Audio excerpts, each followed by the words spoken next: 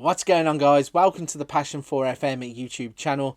Today I'm bringing you a video based all around youth development. I'm going to give you 5 quick tips that you can implement to hopefully get the best out of those wonder kids and the youth intakes once they arrive at your club. Okay, so you've fired up FM23, you have picked the team that you want to manage.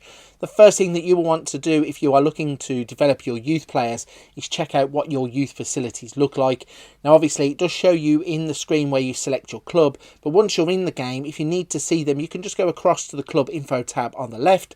In the top left hand corner then you can see that your youth facilities will be displayed there. Now I've started a game with Preston North End, and in the top left hand corner their youth facilities are described as a 2.5 star, which is average. But if you look just further to the left, you can see that they have training facilities which are excellent.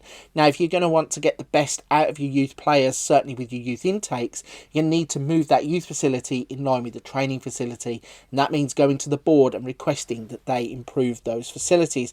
So the easiest way to do that is drop down to the finances tab just underneath club info, hit the make board request, go across to facilities, and then it will say improve youth facilities.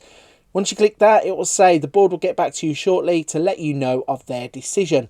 Once you press OK, it can take a couple of days for them to make a decision. And don't be surprised if you are greeted with this email when it arrives. It does say that they have rejected our request, and it says at this time we're unwilling to grant your request. However, despite the board's initial rejection of your request, we are willing to listen if you believe you can put forward a compelling case for it. Now, don't give up all hope. In the bottom right hand corner you can discuss it with the board, but it's more than likely just going to lead to another rejection.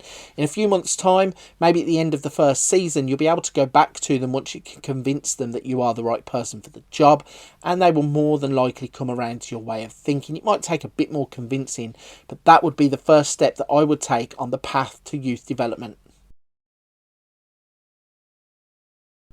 The second thing that I would do when taking over a brand new club is to look at my staff. I want to see what I have at my disposal in terms of helping me with youth development. The easiest way to do that when you're in your club is go across to the left hand side and click the staff tab.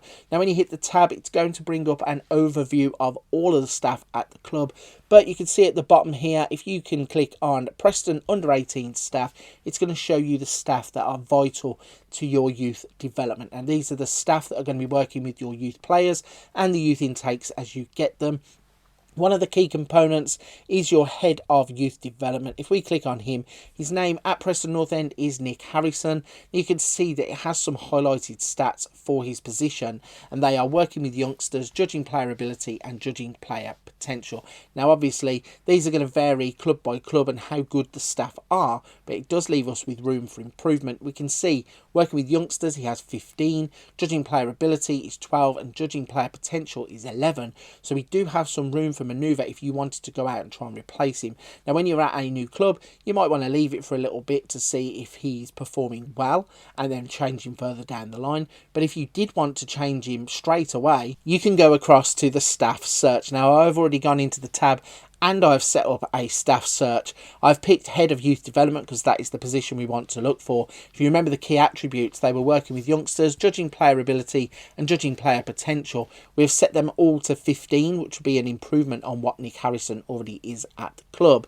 So if we hit OK on that search, it's only brought up one option for us, and that is Nicky, but you can see he's already wanted by a number of clubs and he's a free agent. So if we click on Nicky Butt and have a little look at his profile, we can see that he's set up as a technical director. But if we go above that, head of youth development, we can see the stats that we want. So 16 for working with youngsters, 15 for judging player ability, and 19 for judging player potential. So he would be the perfect candidate to go in and upgrade your head of youth development, and that is something that will be vital to getting those youth players developed quickly and into your first team at the best of their abilities. The next thing that I'm going to look at is mentoring. So when you get youth intake, you're going to get players that are going to come into the club.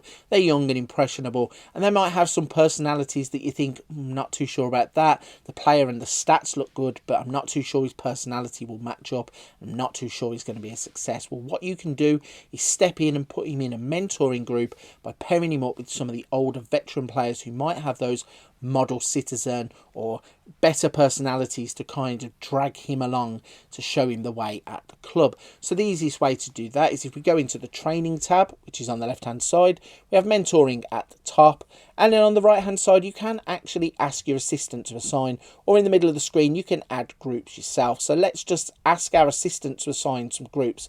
So let's have a little breakdown of what we have got. So we've got at the top, mentoring group 1, they have picked Greg Cunningham, Alvaro Fernandez and Matt Olasunde. Let's have a little look at why they might have picked them. So we have a 24-year-old player in that group with a 19-year-old player and a 31-year-old player. Now the 19-year-old is Alvaro Fernandez and he's fairly ambitious. But at the top, we can see Greg Cunningham is 31 and he's a model citizen. It says that the estimated influence on the group is significant and he will not get any benefit from the group. But further on down, you can see that Fernandez will have a light estimated influence on the group, but he will have a significant estimated effect from the group. So just by pairing those two players up, a team leader with a younger player, it can begin to pull that personality through and it can get the best out of some of the youth players just by changing their personalities or helping with their determination. And it's another way that you can start to unlock that potential in youth development.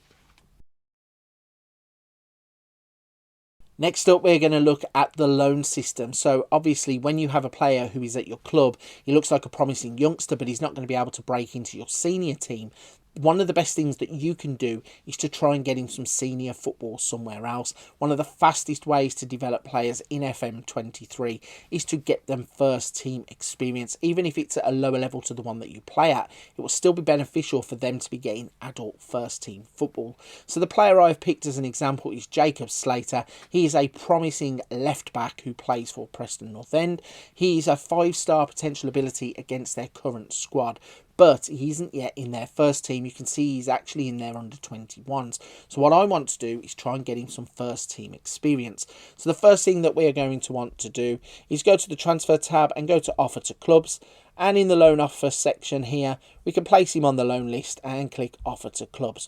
When this comes up, it'll say offer Jacob Slater to clubs. You click yes, and then it will come back to this screen. So what you want to do now is advance a couple of days forward, and you should receive an email that looks like this one. So we have offered him out on loan, and we now have a host of clubs that have come in with offers to take him for the season. Looking at the mixture of clubs that have come forwards, we have some League 1 clubs, some League 2 clubs. Now what I would go with first and foremost is to look at what game time he's going to get. If you can, and it's preferable to do so, try and lock it in that he will get first team football, so he will be a regular starter or an important player. But failing that, if you need the player just to go out on loan to just get that first team experience regardless of how it comes, you can take a fringe player knowing that he's going to be in and around the first team anyway, and that club's training facilities are going to be developing the player because he's in and around adult football. So looking at the options that we've got, as I said, they are all fringe player options, but we do have some interesting clubs. So we have MK Dons in League 1. If we have a little look at them, you can see they have a 2.5-star average training facility. We have Charlton Athletic. They also have 2.5 stars.